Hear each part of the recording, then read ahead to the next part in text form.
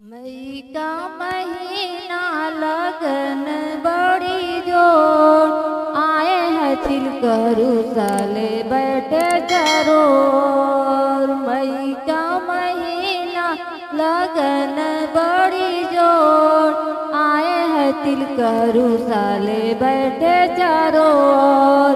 कौन साल सज्जन कौन साल चोर कौन साल चूतिया देखे ले चारों ओर। कौन साल सज्जन कौन साल चोर कौन साल चूतिया देखे ले चारों ओर। धोती वाला सज्जन जींस वाला चोर हैट वाला चूतिया देखे ला चारों ओर। धोती वाला सज्जन जींस वाला चोर हैट वाला चूतिया देखेला चारों ओर। मई का महीना लगन बड़ी जोर आए हैं तिलकरू साले बैठे चारों ओर।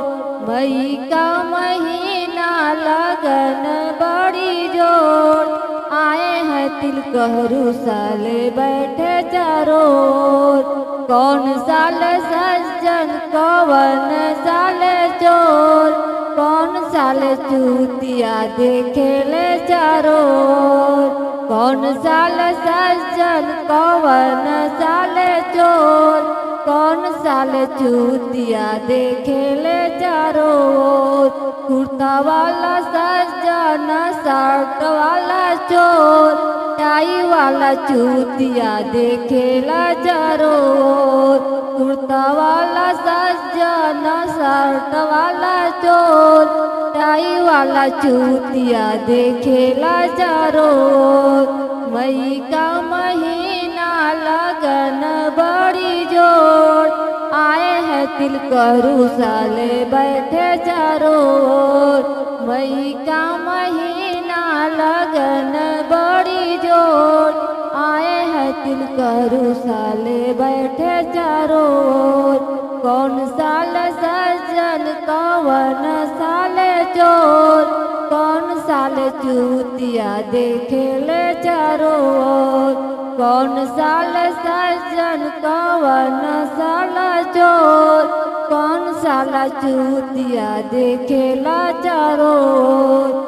गमछी वाला सज्जन कुर्ता वाला चोर चश्मा वाला चूतिया देखेला चारों ओर।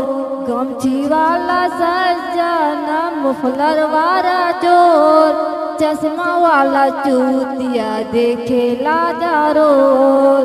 मई का महीना लगन बड़ी जोर आए हैं तिलकरू साले बैठे चारों ओर। मई का महीना लगन बड़ी जोर आए हैं तिलकरू साले बैठे चारों ओर।